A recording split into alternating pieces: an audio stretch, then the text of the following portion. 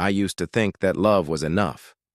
That if two people were strongly linked, if they established a life together with shared laughter and calm nights, that would be the foundation strong enough to endure a lifetime. For 6 years, I believed that. I married Megan with the conviction of a guy who had finally found his love. We weren't the type of couple that set the globe on fire with passion, but we had something real, stable, reliable, like the hum of a well-oiled machine. Our love was a modest kind, one centered on small gestures rather than grand announcements. We had 3 children, our pleasure and delight.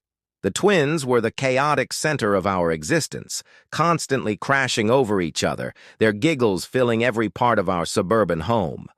Our oldest, a curious and stubborn toddler, was just learning to traverse the world, his little hands grasping for everything, his steps still unsteady but determined. Megan and I lived in a safe neighborhood, one of those places where kids played in the front yard and every lawn was nicely mowed. The streets were bordered with towering oaks, their branches waving gently in the wind, producing shadows that danced on the pavement. At night, the world outside grew silent, as if we lived in a sheltered cocoon where nothing truly horrible could happen. I remember arriving home from work and hearing Megan's laugh echo from the kitchen. It was a sound that used to ground me, that helped the tension of the day melt away. She had this way of making even the most routine tasks feel wonderful, an inside joke while washing the dishes, a quick kiss on my face while handing me a plate. Most evenings, after we tucked the kids in, we'd sit together on the couch, her feet curled under her as she scanned through her phone, and I flipped through stations, neither of us really paying attention to the TV. It wasn't a life of great drama or tremendous passion. Yet, it was ours, and I was pleased. But looking back now, I wonder, how much of that bliss was real? And how much of it was just my own willful blindness? Because happiness doesn't evaporate overnight. It doesn't just slip through your fingers like sand in an instant. No. It dissolves slowly, piece by piece, in ways so small that you don't even notice it at first. I didn't notice the first thread had come loose until Megan made a decision that broke our marriage into something incomprehensible. It started last year. One choice. One secret.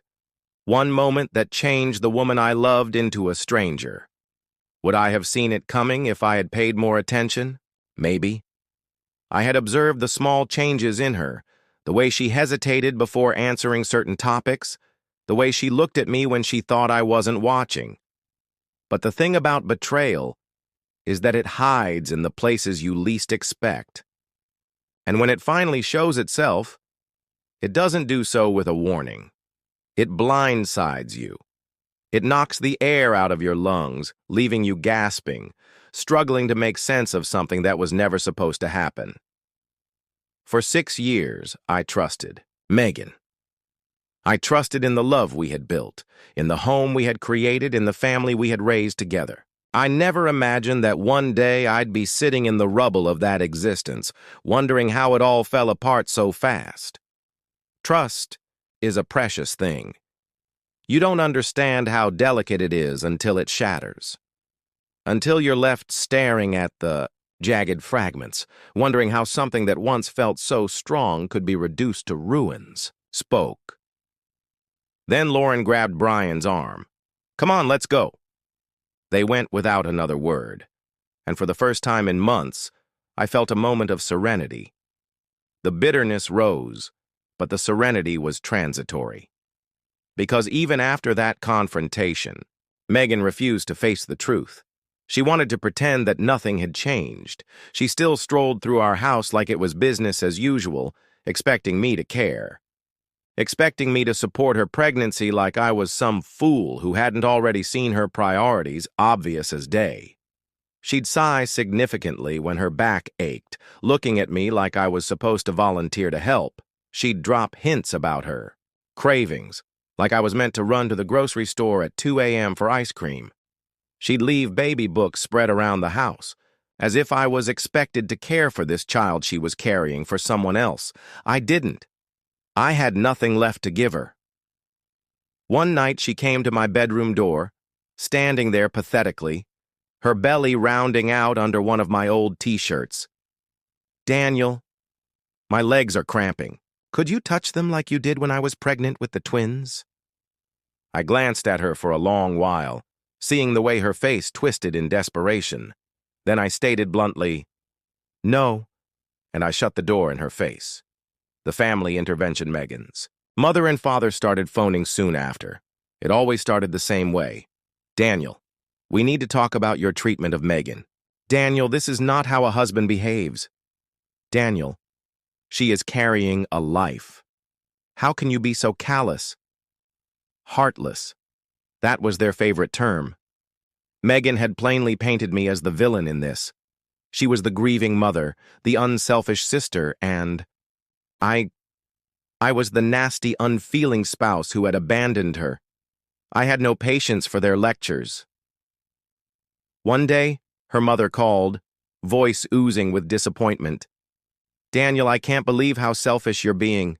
Megan is doing something lovely, something unselfish, and you're treating her like an outcast." I tightened my grasp on my phone.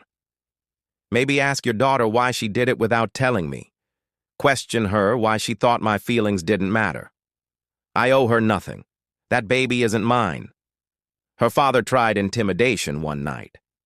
He called, his voice a low growl. "Son, you're walking down a dark path. If you don't support Megan, we'll see to it that you regret it." I smirked.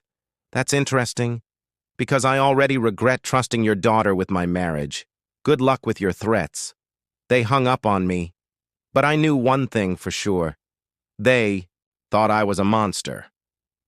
And I didn't care. The final blow by the 8th month of her pregnancy, Megan was terrible. She was fatigued, overwhelmed, struggling. She had made her choice. But she hadn't contemplated the repercussions, and I refused to save her from them. One evening she came home with shopping bags, struggling under their weight, nearly dropping one on the porch.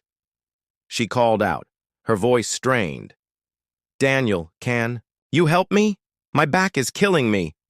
I stood in the doorway, arms folded. "Ask Brian or Lauren, they're the reason you're pregnant." Her eyes glistened with unshed tears, but beneath them was fury. "I just spent hours at the hospital dealing with checkups. I'm fatigued. I'm still your wife, whether you like it or not." I let out a frigid laugh. "Not for long. And certainly not in spirit. You made that clear." She let out a frustrated wail, lugging the bags inside alone.